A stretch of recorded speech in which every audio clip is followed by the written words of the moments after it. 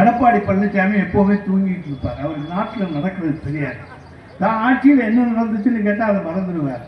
அங்கொன்றும் எங்கொன்றும் ஏன்னா சம்பவங்கள் நடந்தால் பார்த்தீங்களா, தமிழ்நாட்டிலே சட்டம் ஒழுங்கு கட்டி விட்டது, தமிழ்நாட்டிலே சட்டம் எதிர்க்கட்சி சொல்லத்தான் வேணும், உங்கள் கடமை சொல்லுங்க. ஆனால் மற்ற மாநிலங்களோடு ஒப்பிட்டு பாருங்கள், பல செய்திகள் மறைக்கப்படுகின்றன. தமிழகத்தில் எந்த செய்தியும் மறைக்கப்படுவது கிடையாது.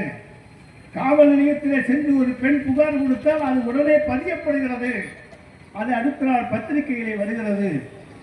பல மாநிலங்களிலே புகார் கொடுக்க சென்றால் கூட கேள்வி கேட்பதற்கு கூட ஆள் கிடையாது.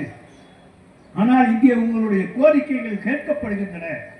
ஏன்னு சொன்னால் பெண்களுக்கு தைரியத்தையும் துணிச்சலையும் தந்திருக்கிற அரசு இந்த திராவிட மாடல் அரசு, தலைவர் தளபதியினுடைய அரசு. எனவே தைரியமாக நீங்கள் சென்று புகார் தருகிறீர்கள். எனவே வழக்குகள் பதியப்படுகின்றன, இல்லை என்று மறுக்கவில்லை. உங்கள் காலத்திலே பொள்ளாச்சியிலே ஒரு சம்பவம் நடந்தது. 15 நாள் ஆன பிறகுதான் எஃப்ஐஆரை எல்லாரும் போராட்டம் நடத்தி போட்டீர்கள். அதனாலே மக்களுக்கு பயம். அதிமுக ஆட்சியில புகார் கொடுக்க போனால் நிச்சயமாக எடுத்துக்கொள்ள மாட்டார்கள். எனவே யாரும் புகார் கொடுக்கிறதுக்கே வர்றதில்லை.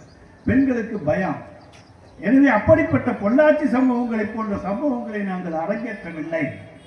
இன்றைக்கு தமிழக மக்கள் அமைதி பூங்காவாக அண்ணன் தம்பிகளாக வாழ்ந்து கொண்டிருக்கிற மண் இந்த மண். இதிலே யாரும் எந்த கலவரத்தையும் கொண்டு வர முடியாது. அதற்கு நாங்கள் இடம் கொடுக்கவும் மாட்டோம். இந்த அரசு நிச்சயமாக தடுக்கும். செய்திகளை உடனுக்குடனும் துல்லியமாகவும் தெரிந்து கொள்ள சப்ஸ்கிரைப் பண்ணுங்க.